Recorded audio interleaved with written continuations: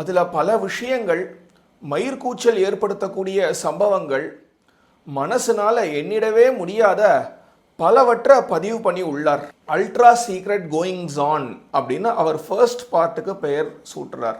American அலைஸ்க்கும் Soviet யூனியனுடைய அலைஸ்க்கும் இந்த gold வார்னால் என்ன ஆறுது அப்படின்னா, இதற்கு கிளார்வாயன்ஸ் அப்படின்னு பெயர், ரிமோட் வியூயிங் அப்படின்னு பெயர்.